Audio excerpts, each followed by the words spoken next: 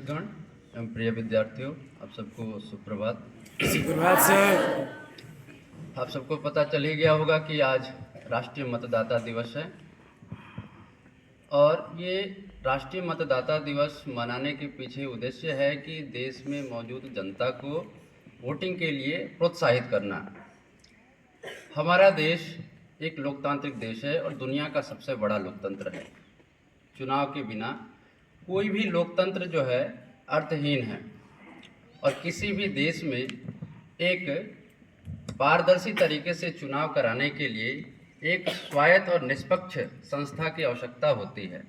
इसी उद्देश्य के साथ हमारा देश गणतंत्र दिवस से एक दिन पहले 25 जनवरी 1950 को चुनाव आयोग की स्थापना हुई थी ताकि देश में एक स्वतंत्र चुनाव प्रणाली कंडक्ट कराया जा सके। हालांकि मतदाता दिवस की शुरुआत जो है 25 जनवरी 2011 से शुरू हुई। इस हिसाब से इस साल देश 15वां मतदाता दिवस मना रहा है और इलेक्शन कमीशन ऑफ इंडिया अपनी स्थापना के 75वां वर्ष मना रहा है। ताज़ा आंकड़ों के अनुसार हमारे देश में जो अभी 2024 में चुनाव संपन्न हुआ उसमें 66.64 करोड़ मतदाताओं ने पार्टिसिपेट किया, जिसमें 65.78% महिलाओं की भागीदारी थी, जबकि पुरुष पार्टिसिपेशन 65.56% थी। यह दिखाता है कि चुनाव में महिलाओं की भागीदारी दिन प्रतिदिन बढ़ती जा रही है। हमारे देश में युवा वोटर की संख्या जो है लगभग 27 करोड़ है। ताज़ा आंकड़ों के अनुसार हर साल जो है कम से कम 1.5 करोड़ आबादी जो है युवाओं की मतदाताओं की सूची में शामिल हो जाती है। लेकिन हम देखते हैं कि ये जो वोटिंग परसेंटेज जो है बहुत कम है।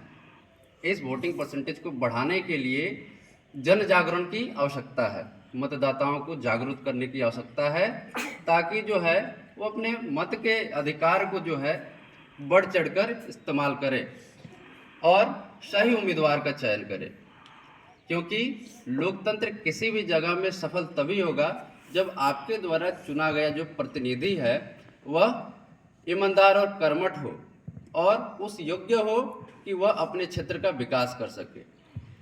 हम ये सोच के चुनाव मतदान के दिन घर से बाहर नहीं निकलते हैं कि मेरे एक वोट से क्या होगा, जबकि हर एक वोट का वैल्यू है।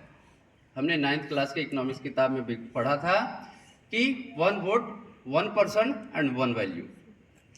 एक व्यक्ति के लिए एक वोट की वैल्यू बहुत ही ज़्यादा महत्वपूर्ण होती है और उस एक वोट की कमी की वजह से एक सही उम्मीदवार हार भी सकता है और एक गलत उम्मीदवार जीत भी सकता है। आज सोशल मीडिया का ज़माना है और आप देखते हैं कि चुनाव आयोग के विरुद्ध में या किसी भी उम्मीदवार के विरुद्ध में बहुत ही फेक नैरेटिव चलाए जाते हैं जो एक मतदाता को हतोत्साहित करता है चुनाव में भागीदार बनने से। तो इसी जगह पे हमारी जो है आवश्यकता है कि हम ज़्यादा से ज़्यादा जागरूक बने और इस सोशल मीडिया का सही इस्तेमाल करते हुए सही उम्मीदवार के पक्ष में माहौल तैयार करें और फेक न्यूज़ से बच के रहें। धन्यवाद।